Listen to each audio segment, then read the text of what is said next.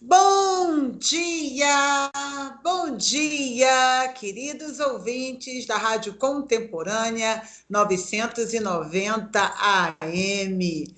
Meu muito bom dia a você que toda quarta-feira está aqui conosco, programa Livremente com a doutora Rose Cabral. Esse programa que é feito especialmente para você, com todo carinho, com todo o amor do mundo. Porque, claro, ouvinte, você é o mais importante para nós. Você é a pessoa principal. Você é o motivo de estarmos aqui. Se não tivéssemos ouvintes, como a rádio estaria no ar? Sem condições. Então, olha, meu muito obrigada pela sua existência, porque nós estamos aqui por tua causa. E você já sabe, o programa Livremente ele tem uma missão de toda quarta-feira trazer para você, ouvinte querido, temas e assuntos que levam você a ter um esclarecimento a respeito da sua saúde mental tão importante. É muito importante mantermos o equilíbrio das nossas emoções. E esse programa tem esse propósito de trazer para você uma percepção de um processo terapêutico, porque toda semana, quando você está aqui, você faz um pouquinho de terapia conosco, comigo e com um dos nossos convidados. Aliás, gente de primeira linha. E hoje eu trouxe uma pessoa muito importante. Aliás, gente, ela não é mais convidada aqui, não, né? Vamos considerar? Ela não é mais convidada, não. Ela já é uma coadjuvante aqui do programa Livremente. Está sempre aqui conosco, uma amiga muito querida, colega, né, de formação. Vamos conversar hoje com a psicanalista e terapeuta Isabela Cortez. Bom dia, doutora Isabela.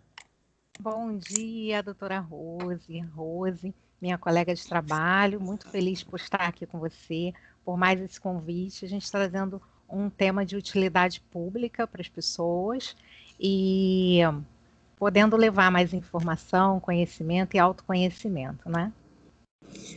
Isso é o que é o mais importante. É uma característica do programa. Aliás, gente, é uma característica da terapia, tá? Você que faz terapia, você que busca um processo terapêutico, na verdade, você está entrando num processo de autoconhecimento. E esse autoconhecimento, ele é libertador.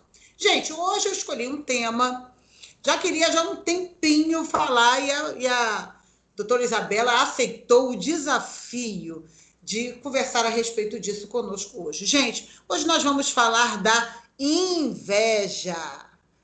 Você já sofreu com a inveja? Você já percebeu que alguém tem inveja de você? Você já foi prejudicado por causa da inveja de alguém? Então, hoje nós vamos falar a respeito da inveja. Por definição, gente, inveja é o desejo de possuir um bem que pertence ao outro. Praticamente, basicamente isso.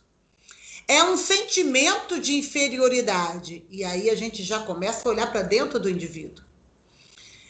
Um sentimento de inferioridade e de desgosto diante da felicidade do outro.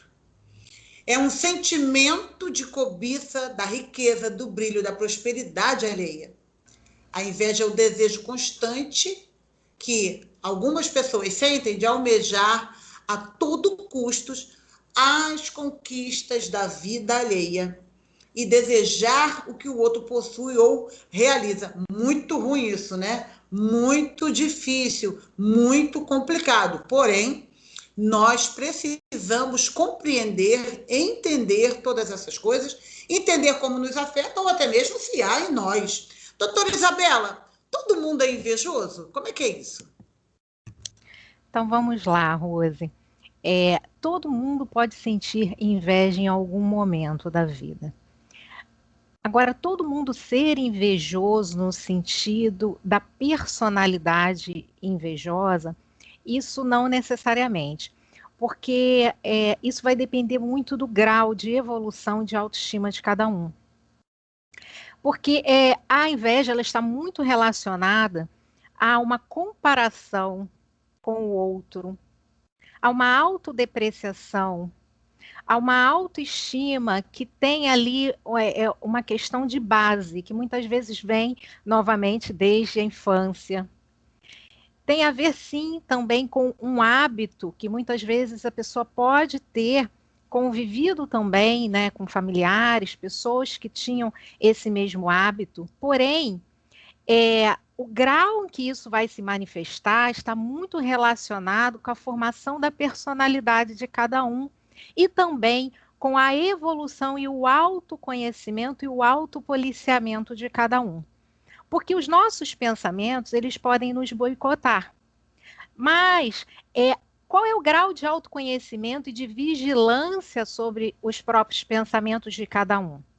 Uma pessoa que muitas vezes nunca passou por uma situação de poder fazer uma terapia, de fazer cursos de autoconhecimento, e uma pessoa que vive de forma muito distraída, que não olha muito para dentro de si, ela pode entrar inconscientemente nesse caminho, porque hoje nós temos, inclusive, muitos estímulos a isso, né?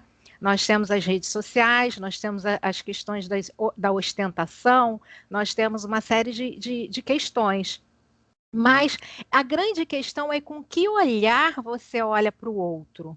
Com que olhar você olha para a conquista do outro? Porque pela etimologia da palavra da inveja, a gente traz o olho mau, né? Vem de imbidere, do latim, e a gente traz um olho mau. E existem até, eu quero mais tarde ilustrar com algumas histórias, porque tem... Aí, por isso que a gente fala dos níveis da inveja, porque tem a história, por exemplo, de Caim e Abel, temos a história da Cinderela, da Branca de Neve, sejam contos de fada, ou sejam histórias bíblicas ou outras, né, ou histórias reais. A gente sabe, né, que a inveja, quando ela chega num nível muito exacerbado, e ela se mistura com outros sentimentos. Ela se mistura com a vingança, ela se mistura com a traição, ela se mistura com outros, né, níveis de sentimentos que podem ser considerados até secundários, que vão levando, né, o ser humano para um caminho muitas vezes até mesmo desastroso. Então, assim, o que eu acredito, né, como pessoa e como profissional, e existe também todo um aprofundamento do estudo da inveja, até pela própria psicanálise, tem o estudo da Melanie Klein, e ela vai a fundo na personalidade que tem esse traço da inveja, né?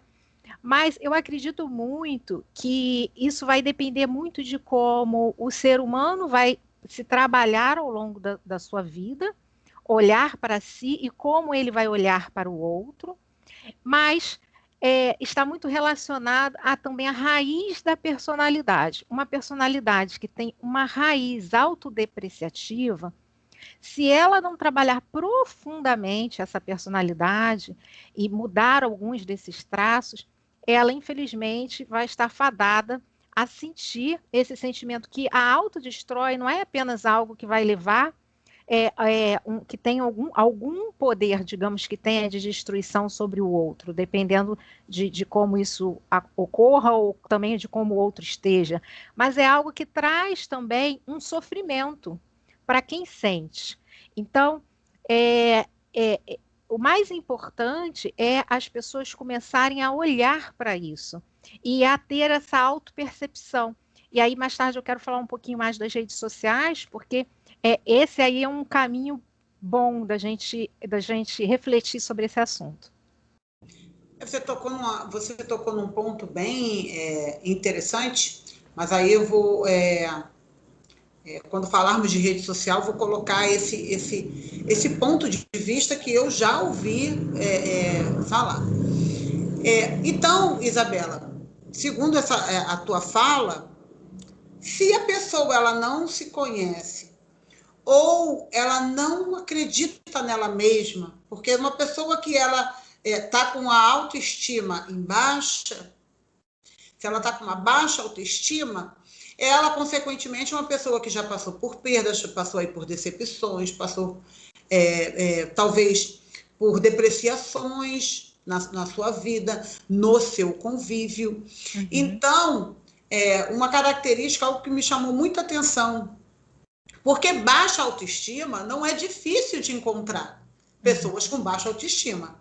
Em algum momento da nossa vida, mesmo que não estejamos num processo depressivo, é normal, é muito comum você, em algum momento da sua vida, você está com a tua autoestima no nível baixo.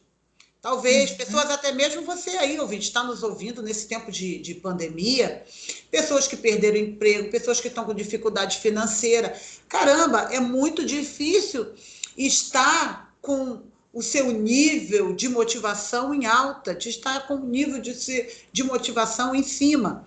Então, eu acredito que todos esses fatores atualmente tenham levado ou estejam levando pessoas a um sentimento de revolta, a um sentimento de acabar percebendo o outro, de muitas vezes não se compreender, porque tem pessoas que teve direito, por exemplo, ao auxílio e outras não. Algumas pessoas estão conseguindo trabalhar e outras não. Então, tudo isso que nos envolve atualmente, todo esse momento que nós estamos vivendo, acaba nos empurrando a um processo de desgaste nas nossas emoções e que acaba levando, talvez, a ter uma percepção daquilo que está à nossa volta e acabar olhando com esses olhos de inveja. Por que aquela pessoa, por que não eu? Por que aquela pessoa merecia e eu não? Porque quando você tem inveja de alguém, fica parecendo que aquela pessoa não merece e que você mereceria aquilo. Não um pouco isso, doutora Isabela? Pois é. Tudo isso que você me falou me lembrou a frase típica da inveja, que é a grama do vizinho é mais verde. Então, é esse olhar deturpado que pode trazer esse sentimento de inveja. É esse olhar da injustiça, é esse olhar que pode estar identificado com uma vitimação. E aí, nisso que a gente muitas vezes precisa voltar na infância e fazer um trabalho de criança interior, porque muitas vezes é como se fosse aquela criancinha que acha que não recebeu, que o mundo precisa lhe dar algo que os pais não deram, que a família não deu, que não nutriu, tanto que o estudo de Melanie Klein, ele é bem profundo, vem lá da amamentação.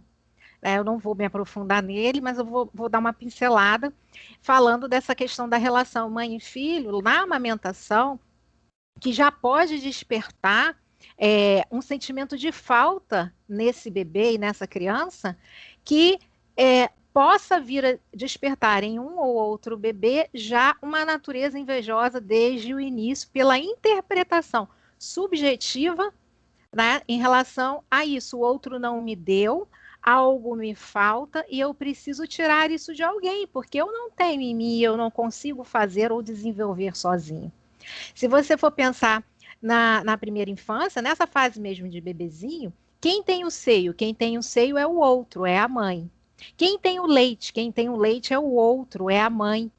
Então, dependendo de como se desenvolva essa psique, esse bebê é até estranho, né, a gente falar nisso, né, porque a gente tem um endeusamento com essa fase e tal, e até complexo entrar nos estudos de Melanie Klein, mas faz sentido, porque não é uma realidade de todas as relações de mãe e bebê em relação à amamentação. E nem sempre, pelo fato da mãe não ter leite, uma criança vai começar a criar esses aspectos na personalidade. Não, é algo muito subjetivo, como se não tivesse, assim, uma explicação precisa de por que uns podem desenvolver essa interpretação e outros não vão desenvolver essa interpretação. Não é? Então, de repente, pode faltar para Maria e Maria não sentir isso, e pode faltar para Joana e Joana começar a achar que o mundo é feito de coisas que ele não tem acesso, mas que ele precisa e que então ele precisa tomar. E aí ela dá vários exemplos sobre essa questão até de sugar com muita voracidade, e ela faz até algumas diferenciações nesse sentido. Mas, assim, esse sentimento de que eu não tenho e alguém precisa me dar o que eu tenho, e aí a gente pode também levar para o campo das crenças limitantes, porque por trás dessas manifestações existem pensamentos limitantes. E que o mundo é escasso. Se o mundo é escasso, então não tem para todo mundo. Se não tem para todo mundo, eu preciso correr na frente e tomar para mim, senão alguém vai ficar sem. Se o mundo é escasso, alguém vai ficar sem. Então eu preciso tomar na frente para que, eu não seja essa pessoa que fique sem. A gente pode colocar também que em níveis mais elevados está relacionada a crenças de vingança e de traição. Aí, novamente, a gente pode entrar na questão da infância, já indo para o complexo de Édipo, que a gente entra naquela triangulação, falando assim, trocando em miúdos, né? O pai, a mãe e a filha. Vamos dar o exemplo da filha, por exemplo. Essa filha, ela pode fantasiar, né? Já não é mais bebê, é maiorzinha, que a mãe tomou o pai dela, né? Muitas vezes ela quer a atenção desse pai, esse pai está dando atenção para a mãe, e essa menina confundir, né? Porque num primeiro momento a criança ela pode vir a não diferenciar essas relações de filho e mulher. O que ela quer é carinho, é atenção, é afeto, é o olhar do outro. De repente, quando vê que esse pai está dando esse olhar para essa mãe, pode começar a criar uma competição inconsciente com essa mãe pelo afeto e pelo olhar desse pai. E aí já vai entrando também nessa personalidade competitiva, que a gente até não entrou muito nesse campo ainda da competição, mas também tem esse aspecto da competição na inveja.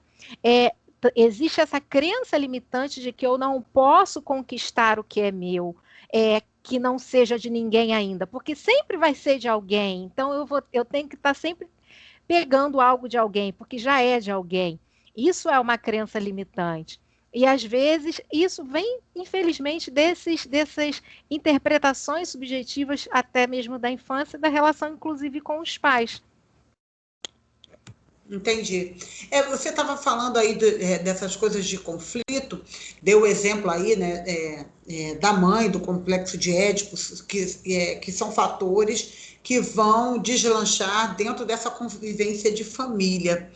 E até você já citou já, por exemplo, na Bíblia, nós temos não só o exemplo de Caim e Abel, que eram irmãos, e um ficou com inveja do outro, a raiva, e levou essa raiva às últimas consequências.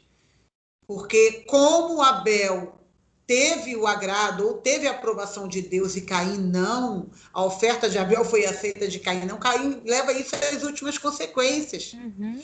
Ainda dentro dos textos bíblicos, por exemplo, a gente tem José que foi vendido para os seus irmãos. Uhum. Os irmãos tinham inveja, por quê? Porque José era o filho querido.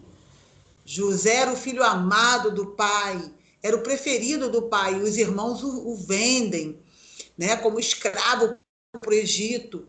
Isaac, por exemplo, tem os seus poços de águas soterrados, uma água que abençoava, uma água que servia a várias pessoas numa comunidade, e por causa da inveja elas iam e soterravam, ou seja, ficavam com sede, não desfrutavam porque aquilo tinha um dono, e você falou isso muito bem, porque aquilo que é bom parece que tem um dono, e aquele que acha que não vai conseguir tem que tomar, e se não tomar tem que dar cabo, ou seja, tem que dar fim àquilo, ou fim àquela coisa, ou fim àquela pessoa. E por causa disso e por causa dessa inveja, Saul também tentou matar Davi. Então, até mesmo os textos, né, da Bíblia Sagrada, elas estão recheadas de exemplos de inveja dentro de um contexto realmente familiar. E a inveja ela é pano de fundo aí para várias tramas. Você vê que não só nos textos bíblicos, mas também em ficções, nos contos de fada, como a doutora Isabela já falou, novelas, filmes. Agora, doutora Isabela, dentro do lar, entre irmãos, quando há essa inveja entre os irmãos, isso tem a ver com o comportamento do pai com um ou com outro, com o pai da mãe? Tem a ver com essa diferenciação?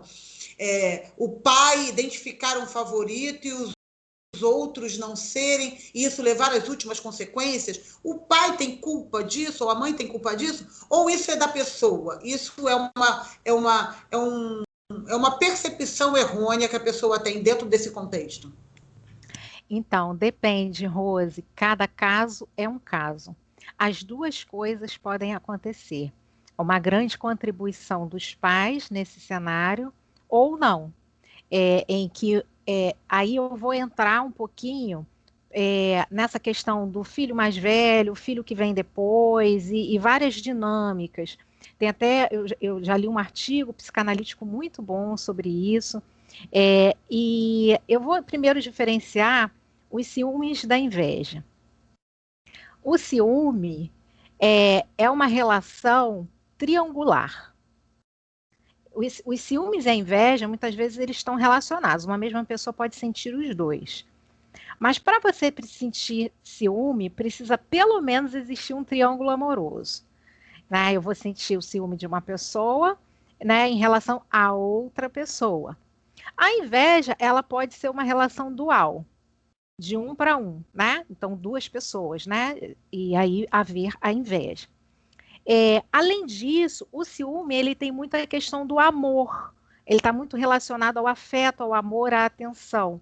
Então, eu preciso desse afeto, eu preciso desse amor, eu preciso dessa atenção, e está sendo dada para o outro, mas eu quero que seja para mim, não para o outro. Eu não quero, muitas vezes, nem que isso seja dividido entre nós, eu quero só para mim.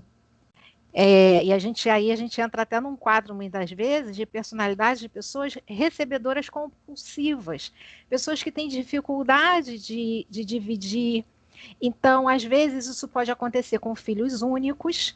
Então, já que a gente está indo nessa perspectiva de irmãos e tal, se eles não forem educados a dividir, eles podem se tornar um pouco egoístas, egocêntricos, e se tornar pessoas ciumentas, por exemplo, e até mesmo invejosas. A inveja, né, já é essa crença limitante que o outro tem ou não tem, eu preciso tirar do outro. E aí, entrando todos esses exemplos, né, que você deu, bíblicos, ainda temos o exemplo do filho pródigo também, e todos esses outros que você trouxe. E também essa questão da responsabilidade dos pais, até que ponto vai a responsabilidade dos pais sobre isso? Existem casos em que os pais se distraem muito quando surge o segundo filho, quando nasce o segundo filho. Então, como o bebê ele precisa naturalmente de mais atenção do que uma criança que já tenha 1 ano, 2 anos, 3 anos, 5 anos, então, esse pai, essa mãe, muitas vezes se voltam completamente para esse bebê, deixando um pouco o filho mais velho de lado, de uma forma muitas vezes inconsciente. Às vezes, não necessariamente por terem algum problema com esse filho mais velho, ou algum tipo de perseguição ou não aceitação do jeito ou da personalidade do filho, não necessariamente. Às vezes, mesmo por uma desatenção, uma distração. Chegou um novo bebê e tal, e aquela coisa social do bebê, né? Que o bebê é muito amado, que o bebê, aquela fase que é a fase mais gostosa e tal. E aí pode ser que esses pais também acabem falando, você já passou dessa fase gostosa, né? De bebezinho, ele que está nessa fase, ele que tem que receber. Só que o grande problema é que esse filho mais velho, ele não sabe, ele não se recorda, porque a gente sabe que as nossas memórias dessa época são inconscientes, ele não se recorda que ele recebeu o mesmo afeto, ele está vendo conscientemente o afeto do irmão, o afeto que o irmão está recebendo. Ele está sendo como se fosse assim, testemunha dessa história do irmão, mas ele não é testemunha da própria história. Porque essa memória, ela fica inconsciente, né, do quanto que a minha mãe me amamentou, do quanto que a minha mãe me deu atenção, carinho e banho e cuidado. Então, pode ficar uma falsa impressão, se não houver uma conversa com essa criança mais velha, uma falsa impressão para o segundo filho, de que uma falsa impressão para o primeiro filho de que esse segundo está recebendo mais do que ele recebeu. Em alguns casos existe a regressão, O que é a regressão? É um mecanismo de defesa do ego, em que essa criança mais velha começa a querer voltar a se comportar como bebê, para ela ganhar a mesma atenção do bebê que chegou em casa do seu irmão mais novo. Podem haver outros sintomas também. Essa criança mais velha pode começar a apresentar dificuldades na escola, dentre outros sintomas, buscando essa atenção. Então, esse é o caso em que, de fato, os pais estão ali, né, desatentos aos sintomas do filho mais velho. Porém, existem os casos em que isso não ocorre. Mas o filho mais velho, em relação ao mais novo, quando a diferença de idade é pequena, pode haver uma competição. Então,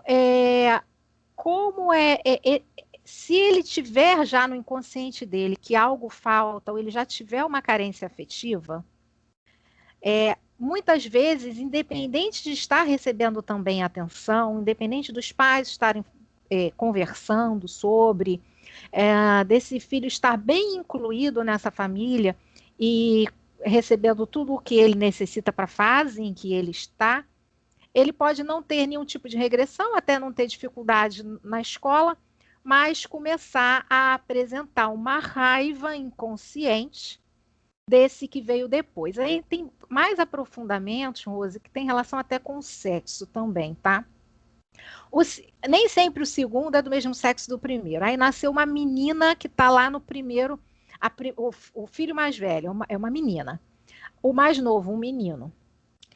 A gente até tem um aprofundamento de Freud que fala da inveja do pênis, que está muito relacionada a essa ideia da menina, quando ela percebe que ela não tem, né, o pipi e o menino tem, pode gerar uma ideia inconsciente de falta. Freud descobriu isso. Poxa, por que ele tem, né, um membro a mais e eu não tenho? Porque a menina, no início, quando ela é criança pequena, ela não tem, por exemplo, os seios. Então, ela não pode nem dizer assim, com mecanismo de compensação. Ele tem esse, mas eu tenho esses dois aqui, eu tenho seios. Não. Então, quando a criança começa a observar, algumas meninas, não todas, que o menino tem um órgão a mais, que a gente tem um inconsciente coletivo também, Rose, do falo, do pênis, do falo, como um símbolo de poder, tá? Isso na Grécia Antiga e tal, isso vem há muito tempo na história da humanidade. Então, essa menina, ela pode começar a olhar, ele é mais novo, ele recebe mais atenção, porque ele precisa mamar toda hora, ele está agarrado na minha mãe toda hora, eu não estou agarrada, e tal, tal, tal. Além disso, ele é menino e ele tem o que eu não tenho. Aí, às vezes, essas situações ainda se agravam se a criança nascer especial.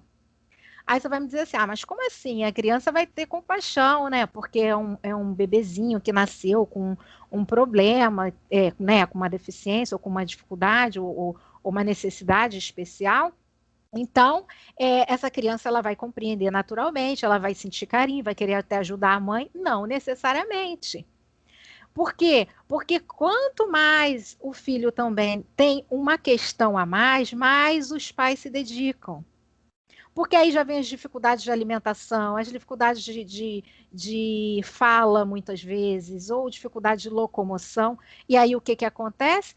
A atenção é voltada muito para esse filho, e aí a pessoa essa criança, digamos que seja até uma menina e o menino sendo o mais novo, ela vai fantasiando, aí a gente entra em Freud nas fantasias, fantasiando, né, que ele recebeu tudo e eu não recebi nada, e ele tem tudo e eu não tenho nada. Então, doutora, pelo que a doutora Isabela está falando aí, querido ouvinte, preste atenção. A inveja é algo que pode ser gerado em nós desde pequeno. Então, pode ser algo que há em cada um de nós, que vem se desenvolvendo, então, de longa data. Gente, eu digo que passa rápido, ninguém acredita. Nós já vamos aí para o nosso intervalinho, mas você não sai daí não, a gente volta já já, porque tem muita coisa ainda para a gente falar da inveja. Fica aí. Olá, estamos de volta, programa Livremente com a doutora Rose Cabral. E hoje, gente, nós estamos falando aqui da inveja. E a doutora Isabela Cortez, nossa amiga aí, coadjuvante do programa Livremente, que ela já não é mais convidada, está aqui nos ajudando hoje, trazendo algum parecer aí para gente, nos ajudando a fazer aí uma análise. E no primeiro bloco, nós falamos a respeito aí do que é inveja, exemplos de inveja, inveja nos textos, nos livros, nas novelas, na Bíblia. A inveja como fonte, ainda na nossa raiz, ainda quando criança, quando bebês, a diferença de idade de um irmão para o outro. Então, a doutora Isabela aí discorreu muito, bastante, a respeito, no primeiro bloco, a respeito dessa origem.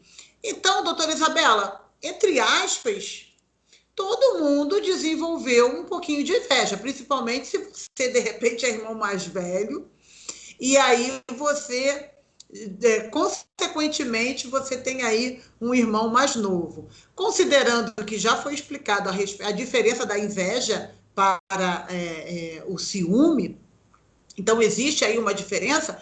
Inveja, então, é algo comum no ser humano, algo comum e que possa ter se desenvolvido em nós desde a nossa tenra infância. E aí vamos para a atualidade. E a atualidade hoje são as redes sociais. É aquela imagem que todo mundo tem, porque ninguém na rede social está mal. Quando aparece alguém mal na rede social, é para pedir alguma ajuda, pedir um apoio, pedir um médico, pedir. Então, quando acontece de compartilhar algo, até as pessoas, eu acredito, né, que as pessoas se comovem e ajudam, sim. Mas o que a gente vê normal na rede social é aquela coisa, aquela pessoa bonita, aquele ângulo legal, aquele cabelo bem feito, aquela roupa maneira, aquela casa arrumada, ou aquela viagem, aquele passeio, a foto no carro. As pessoas, então, elas colocam na rede social uma divulgação de algo que nem sempre é real, ok? Nem sempre é real. Aquilo, às vezes, não representa a realidade daquela pessoa, porém, ela joga na rede e vai jogar na rede uma coisa boa. Acaba se tornando vítima de inveja. Sim ou não? Sim, é possível. Ela pode se tornar vítima de inveja, ela pode também já estar invejando outras pessoas, por isso sentir essa necessidade tão grande de uma autoafirmação contínua pelas redes sociais. Muito interessante, né, você tocar nesse ponto, né, do que está por trás da imagem. A gente sabe, né, que todos nós, né, em um certo grau, somos seres de máscaras, né? Porque é a formação da persona, da personalidade. Nós temos uma essência e nós temos uma persona, né? Que o significado, né, é máscara de persona. Então, nós temos, porque uma coisa é o que nós somos em essência, outra coisa é o que nós somos na sociedade. Porque como a sociedade ela traz muitas imposições ou muitas pressões, né? Em alguns momentos imposições mesmo, em outros momentos pressão psicológica, né? Para entrar e encaixar num padrão, entrar numa caixinha de uma cultura, que cada cidade, estado, país possui uma cultura. E aí a gente vai se moldando aquela cultura. Então, uma parte de nós permanece ali genuína e oculta, e outra parte é aquela que a gente vai se modelando a cultura. Então, é nesse sentido que a gente cria uma máscara. Se não fosse necessária essa modelagem, será que a gente seria daquele jeito? Ou essa forma como a gente se coloca já é um meio termo em relação à nossa essência e à nossa modelagem em relação à sociedade? Freud, inclusive, estuda muito essa questão dessa relação do eu e do outro, da sociedade, na sociedade, né, que é o mal-estar da civilização. É quando ele escreve o mal-estar da civilização. Então, existe um mal-estar em relação a essa necessidade de se adaptar a uma cultura, a se adaptar ao outro, e a um padrão de beleza e de tantas coisas. Então, Por trás, por exemplo, de uma pessoa que coloca uma foto que tira muitas selfies, vamos dizer assim, pode haver uma pessoa depressiva. E muitas vezes até com pensamentos suicidas. Isso é muito comum. Se a pessoa for adolescente, mais comum ainda. Então, assim, muitas vezes a pessoa sente a necessidade de mostrar o oposto daquilo que está dentro.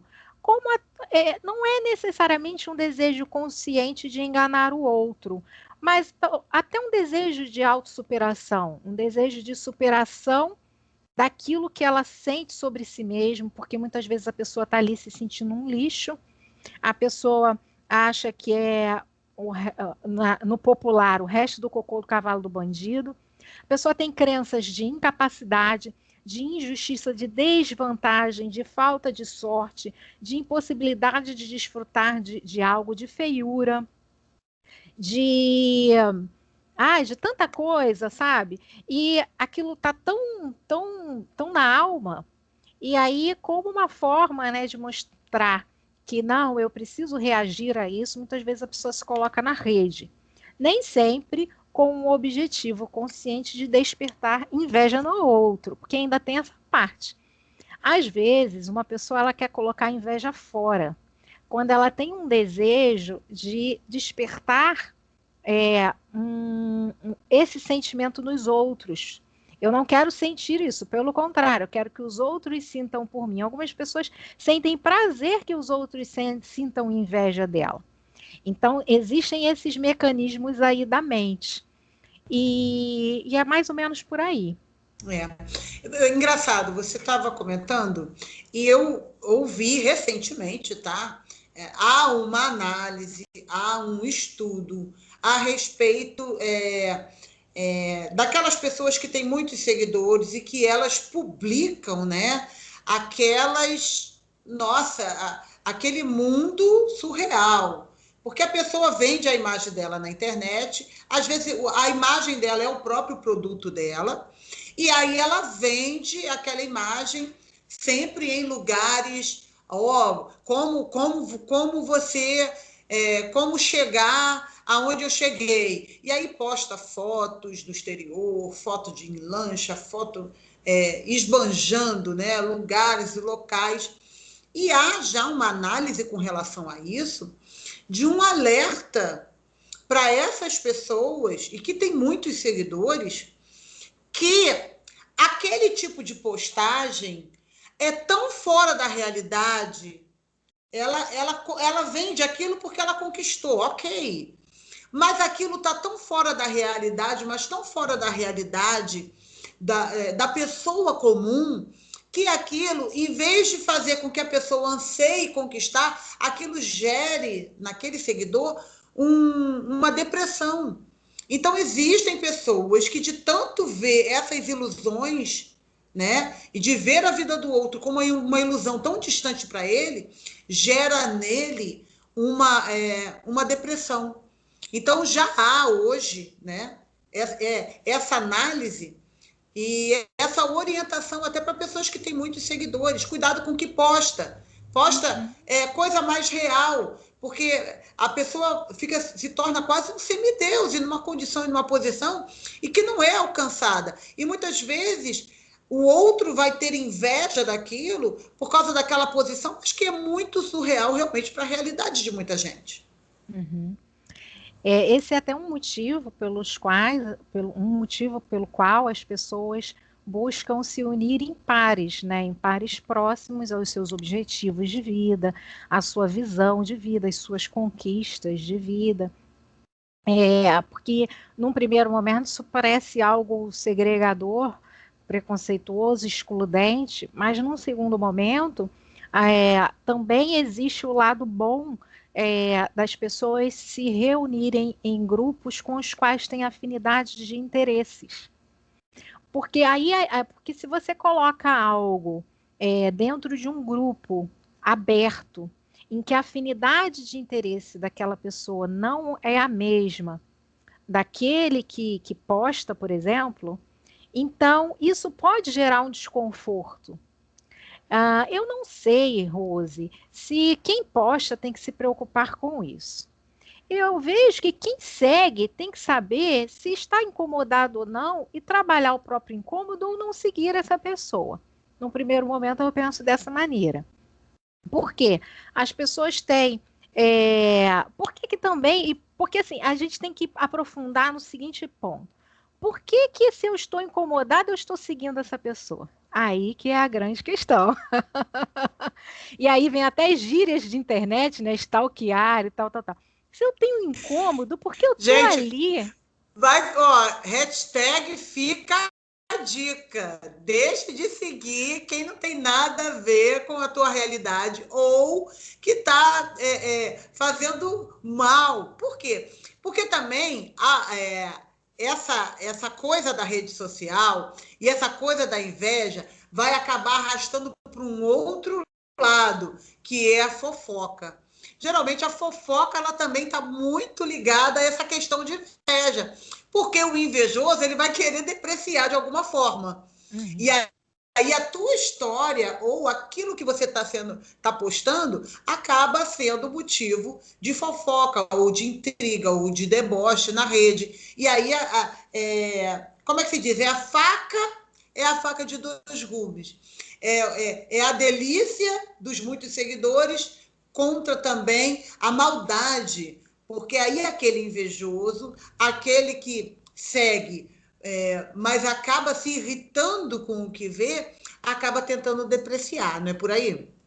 Exatamente. Aí muitas vezes essas pessoas são aquelas que vão colocar os comentários negativos. Vou dar um exemplo.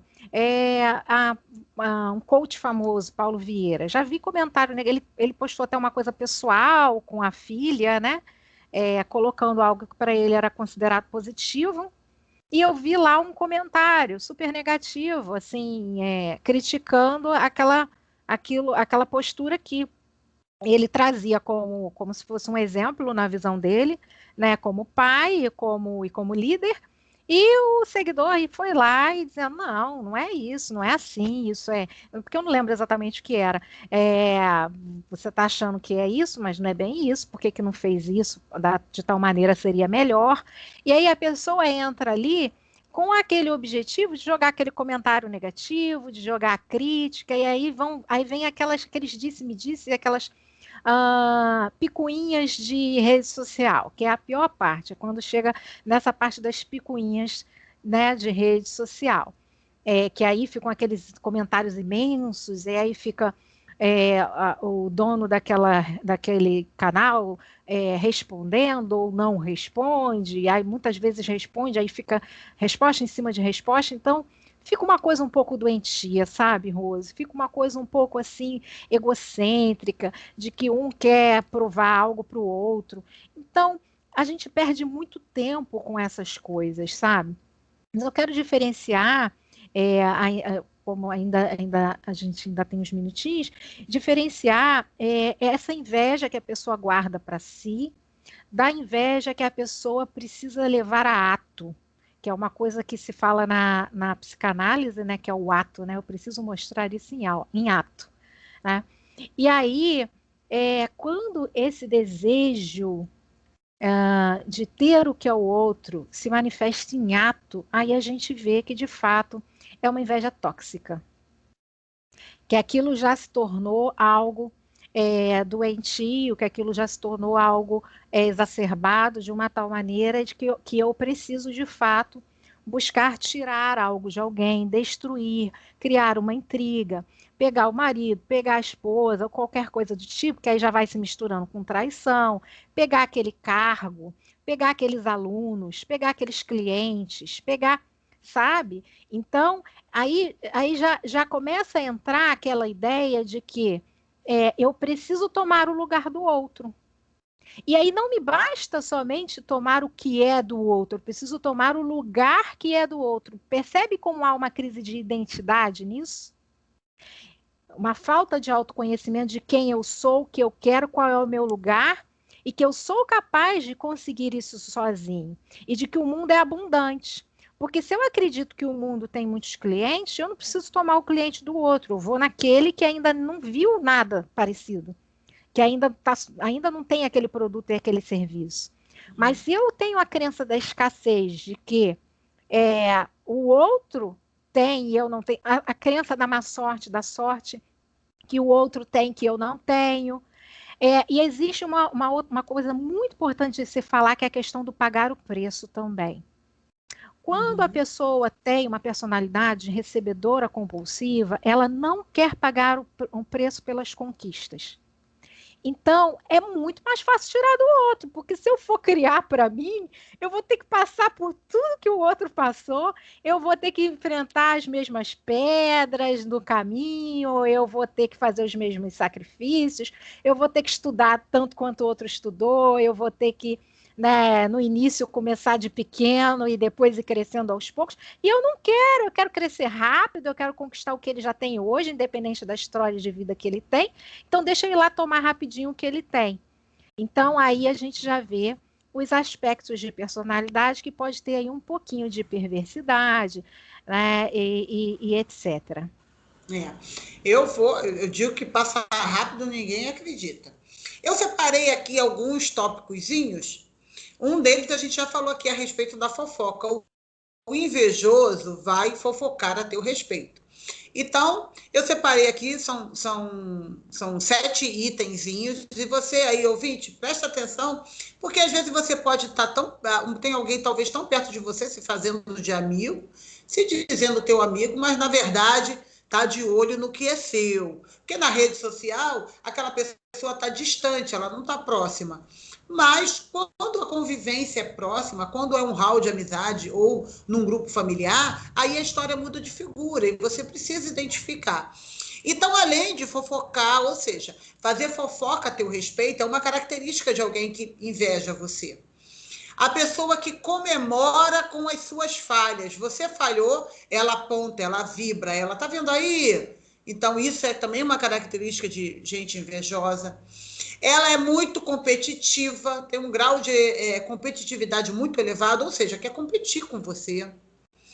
Gaba-se do próprio sucesso, fica mostrando que ela é boa, fica falando que ela é boa, fica falando que ela teve sucesso, fica falando do que ela conquistou.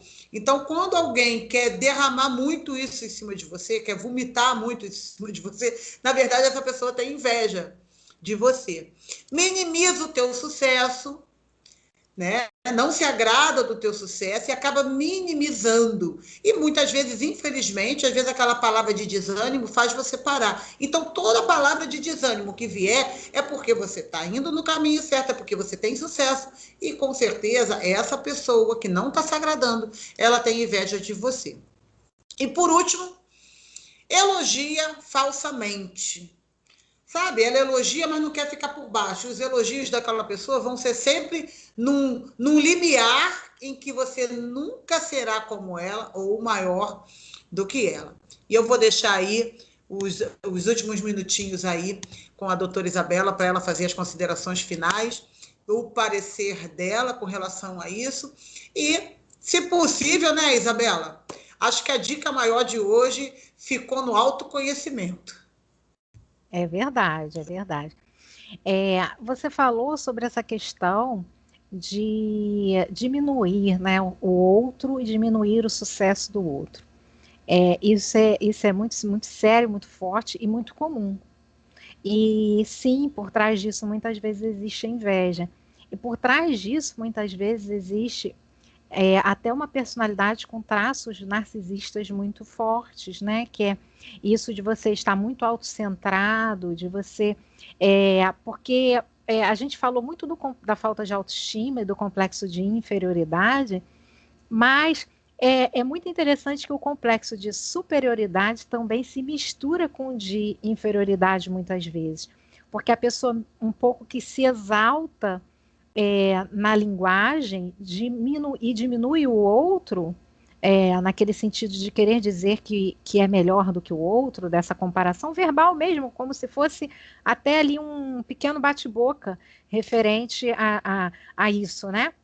Trazendo às vezes até esse aspecto, eu sou melhor que você e tal, ou de críticas, né? Aquele crítico quanto mais, ele pode ser um grande invejoso.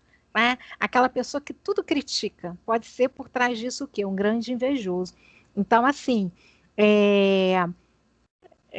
alguns sintomas, eles são bem disfarçados, né? Por exemplo, uma pessoa narcisista, assim, a gente pensa bem nessa questão de que a pessoa se acha, mas muitas vezes a autoestima está lá embaixo. E aí, já vejo que a gente já está na hora de despedir do programa, né? Mas, numa próxima oportunidade, de repente, a gente fala um pouquinho até da inveja da mãe narcisista, que é um tema da nossa área, né, muito, muito forte. Os estudos sobre isso são mais fortes nos Estados Unidos do que aqui no Brasil, mas é um tema bem forte. E infelizmente, as mães que têm essa característica muito forte nelas, elas acabam desenvolvendo muitas vezes até inveja dos próprios filhos. Então, para a gente se despedir, eu quero agradecer a oportunidade e a dica que eu deixo hoje é que olhe para você, né? Olhe para você, olhe para sua história, porque muitas vezes a resposta daquilo que primeiro olhe para você e identifique, né? Eu tenho inveja quando eu tenho, quando eu não tenho, quando eu tive, continuo tendo. Isso é forte, isso é fraco. Eu transformo isso em alguma atitude. Isso me deprime. E buscar uma ajuda terapêutica, se for o caso, mas buscar com essa honestidade em relação a si mesmo, sabe? Com essa vontade mesmo de trazer um bem-estar e uma mudança até de personalidade, se necessário for.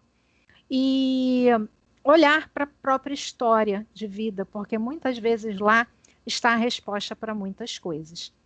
Então é isso.